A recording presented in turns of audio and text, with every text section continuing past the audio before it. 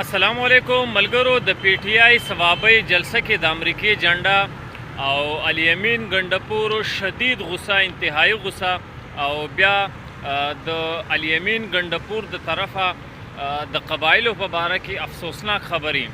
ملګرو تاسو ته پته ده کوم خلکو بچي نور ته غلامان او داسې قسم القابات ورکول، الله تعالی هغه څنګه ذلیل رسوا وشرمول چې په اصل کې حقیقت کې د دوی په زړونو کې هغه خباثت و چې اصل یقیني غلامان همداو چې نن د هغې مظاهره تاسو د ثوابۍ په جلسه کې ولیده چې باقاعده طور باندې د امریکای جنډې په هغې کې اوچتې کړلې شولې. د څه دپاره؟ د دې دپاره چې خلکو ته پته ولګېږي چې دا د ازادۍ، د حقیقي ازادۍ مجاهدین دي. بل طرف ته الیمین ګندپور ډېر سخت غصه دی په خپلو کارکنانو.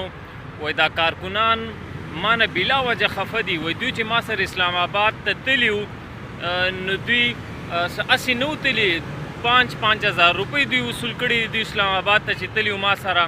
وایي دا فضول ما سره نه و تلي، باقاعده پیسې وصول کړي دي او وایي دا بلا وجه ما نه ناراضه دي او نه پوهېږم چې ولې ناراضه دي.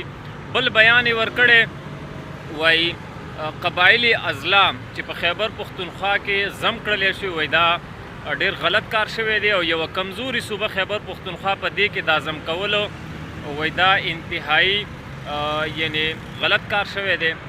لکه د ده بېغیرتۍ حد ته تاسو وګورئ، منافقت ته تاسو وګورئ. په 2018 کې د پی ټی آی په حکومت کې دغه قبایلي ازلا په خیبر پښتونخوا کې زم کړلی شولې او په دې کې اصل مجرمان همدا دي چې پی ټی آی، نون لیگ، پیپل پارټي، جماعت اسلامی او حتی چې د پنجپیر مشر شیخ طیب طاهري صاحب هغه هم د دې حمایت اعلان کړی او ډېر صحافیانو، سلیم صافي وغیره دې ټولو او د دوی په ووټینګ سره دغه قبایلي ازلا په خیبر پښتونخوا کې زم کړلی شولې او قانوني په ډانچه کې رالي. نن دا راپاسي دا منافقت کوي او دا وایي چې خیبر پښتونخوا او د قبایلي علاقې چې کومې ازلا دي او کوم خلک دي هغه په مونږ باندې بوج دي. د دوی د قبایلو او دغه غیرتي پښتنو په وینو باندې خو تاسو کاروبار کوئ، ډالر یې اخلئ. او بل طرف ته تاسو دا وګورئ که نه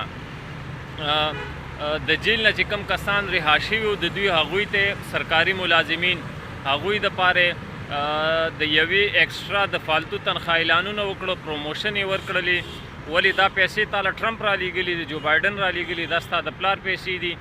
دا وګورئ فیسټیول ته وګورئ چې په دې کې ګوډاګان دي، په دې باندې څومره پیسه خرچ شوې ده چې د الیمین ګندپور د طرفه او د خیبر پښتونخوا حکومت د طرفه د دې فیسټیول انعقاد شوی دی او په دې کې ګوډاګان دي.